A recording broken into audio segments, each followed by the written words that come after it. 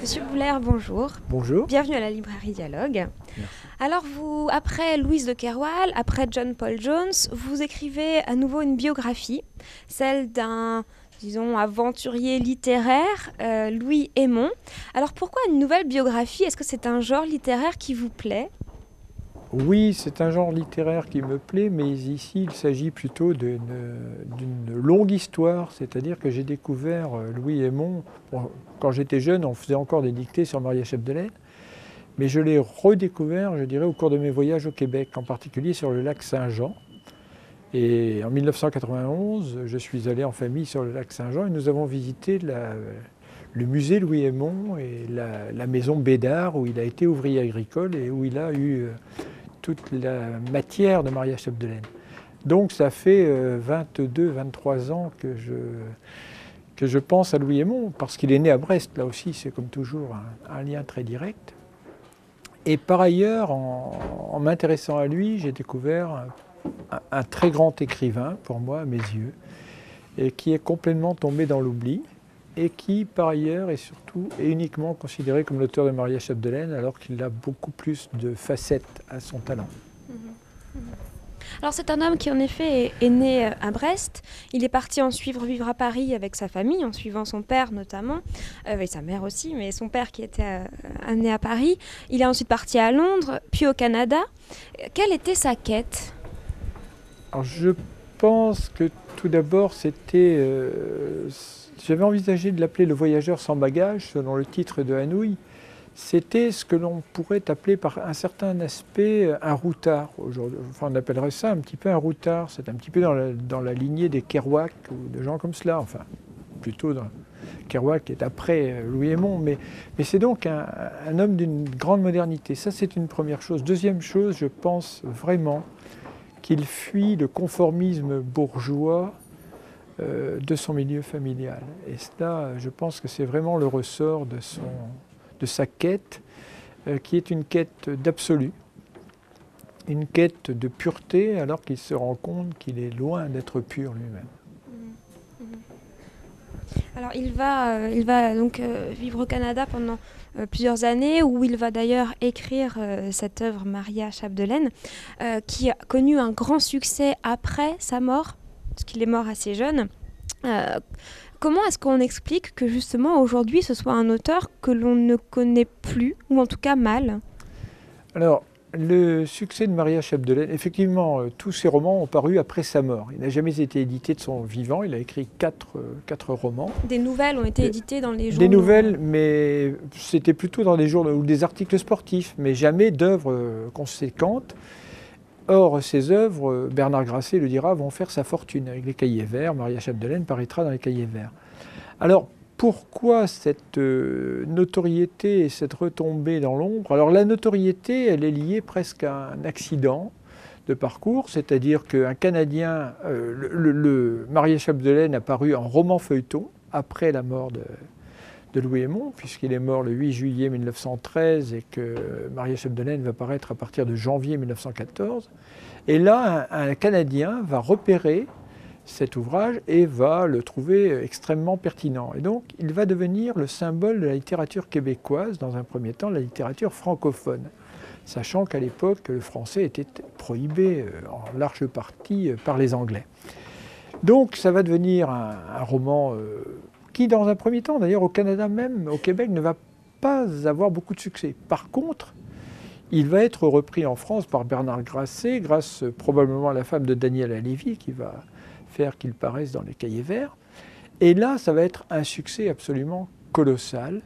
Alors, le père de Louis Hémon, qui a peut-être beaucoup à se faire pardonner, va aider, c'est vrai. Il est inspecteur général de l'instruction publique, donc c'est un personnage, une notabilité parisienne. Et il va se faire appuyer par des gens qu'il connaît, y compris par exemple Raymond Poincaré, des gens comme ça, des académiciens français. Et donc, ça va aider. Mais Maria Chapdelaine va connaître un succès absolument foudroyant puisqu'il va être traduit de multiples langues. Alors les chiffres varient, il faudrait faire un recensement exact, mais c'est entre 25 et 40. Toujours est-il que le livre se vend à des millions d'exemplaires. Apparemment, c'est le roman le plus vendu au monde entre les deux guerres. C'est un succès absolument fabuleux. Et dans la foulée, les romans anglais vont paraître, c'est-à-dire Battling Malone, Colin Maillard et Monsieur Ripoll et la Némésis.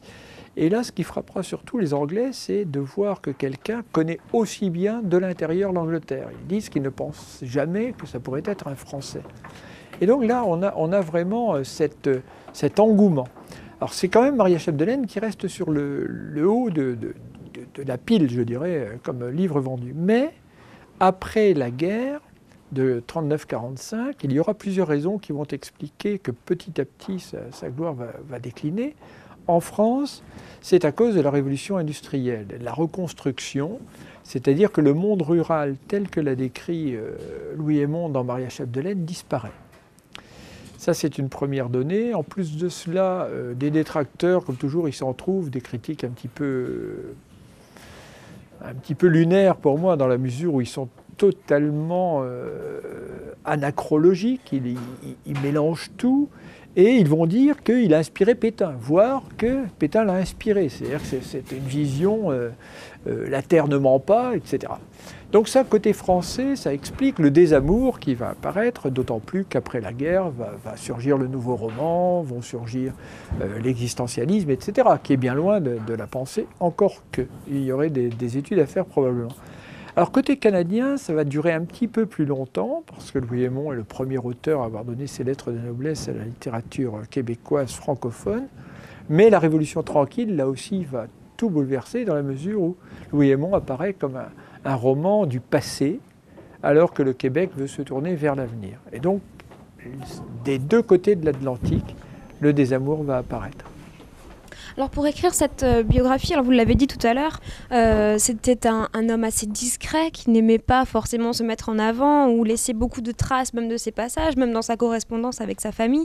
Il raconte très peu de choses sur ce qu'il fait, sur ce qu'il vit. Comment est-ce que vous avez donc retracé sa vie, ses émotions, son vécu? Sur quel document est-ce que vous avez pu vous baser? Alors pour l'historien que je suis, ça a été extrêmement perturbant effectivement parce que je n'ai jamais pu faire de recoupement.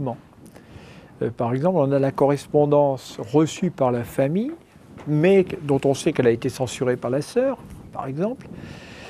On n'a aucune lettre reçue par Louis Hémon, sauf des lettres de son frère qui lui étaient adressées et qui ont été conservées probablement dans les papiers de famille après qu'il soit parti en Angleterre, puisque ces lettres datent d'avant la mort de Félix, le frère, à Brest. Donc on a 4 ou 5 lettres qui lui étaient adressées et où on peut découvrir un petit peu, j'ai découvert les rapports entre les deux frères qui devaient être très chaleureux, ils avaient le même sens de l'humour, etc. Mais pour le reste, Louis Hémon lui-même explique qu'il n'aime pas se livrer, il ne veut pas exprimer ses sentiments. Alors à partir de ce moment-là, on doit rechercher les traces, c'est pas un véritable travail d'historien, c'est plutôt un travail de, je dirais peut-être de sensibilité, donc avec ce que chacun ressent. Et puis il y a heureusement un journaliste canadien, Alfred Ayotte, mais qui dans les années 1960, a interrogé tous les survivants qui avaient pu connaître Louis Hémon. Et on va avoir donc toute une partie de l'histoire qui est réécrite après coup. Et ça c'est quelque chose qui m'a beaucoup gêné. Lorsqu'il était connu, lorsqu'il était célèbre, avec une volonté de la part de la famille d'une hagiographie,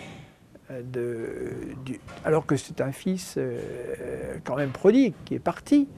La fille de Louis Hémon, qui n'a jamais connu son père, vraiment, puisqu'il l'a abandonné, elle avait 2 ans, va en devenir une zélatrice absolue. C'est-à-dire qu'on est dans quelque chose qui est extrêmement trouble et perturbant.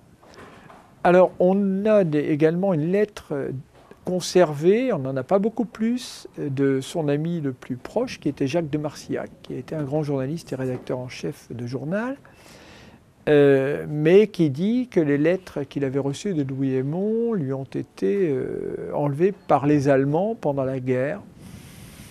Je ne sais pas si c'est vrai, la seule lettre que l'on ait conservée vraiment montre en tout cas une très grande affection entre les deux hommes et un visage de Louis Aymon très différent de celui que l'on peut trouver à travers les lettres de sa famille. Donc à partir de ce moment-là, la seule chose que l'on peut faire, c'est de traquer à travers ses romans et ses nouvelles ce qu'a pu être sa vie. Donc c'est un travail un petit peu étonnant, c'est par rapport à ce que j'ai l'habitude de faire. Alors c'est par affection pour cet auteur qui est mort à 33 ans, donc un destin fauché, jeune. C'est évidemment cela qui m'a attaché, qui m'a intéressé, mais la forme même de travail est extrêmement différente de ce que je peux faire d'habitude comme historien. Et donc je ne pense pas que je renouvellerai ce type d'expérience.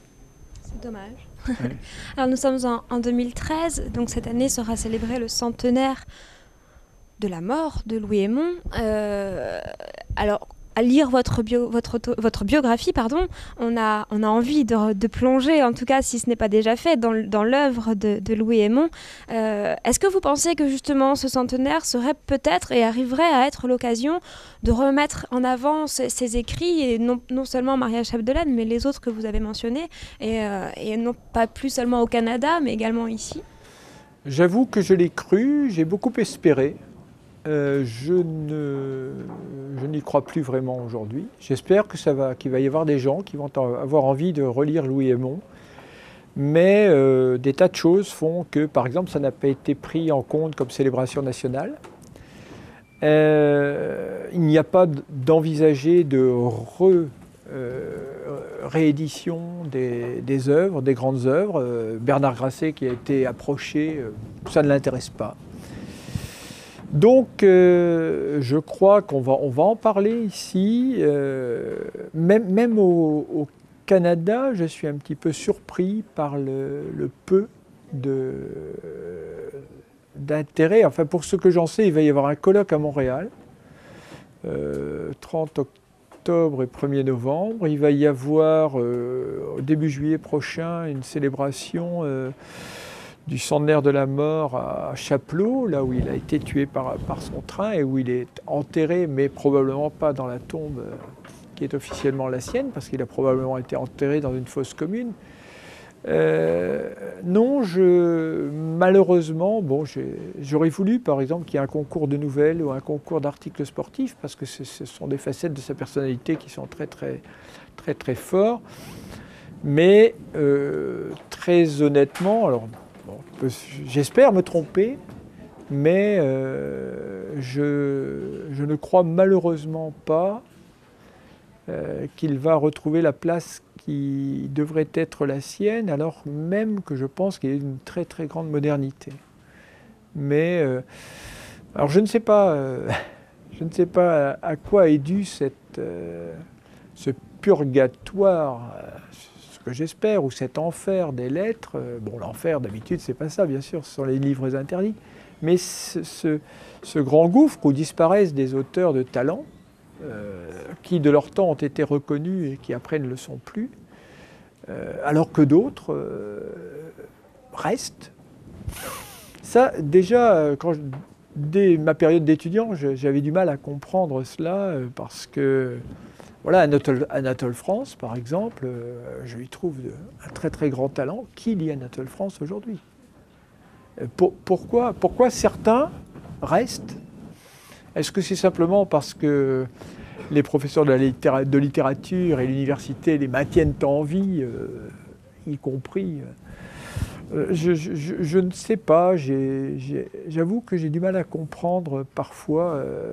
Déjà, par exemple, je sais que lorsque j'étais professeur, je prenais beaucoup Maupassant, et Maupassant, bon, aujourd'hui il est reconnu complètement, mais il n'a pas l'ampleur d'un Zola, par exemple. Alors, voilà, je ne sais pas pourquoi, je m'interroge, mais donc Louis Hémon, c'est certain qu'il mériterait sa place au Panthéon des Lettres, que ce soit en France ou au Canada. Je dirais que ça fait partie des choses... alors, ce qui me rassure, c'est que les gens qui prennent la peine de relire Louis Hémon, beaucoup en sortent bouleversés, parce qu'il y a vraiment une vérité, une profondeur et une sensibilité qui pour moi est extrême.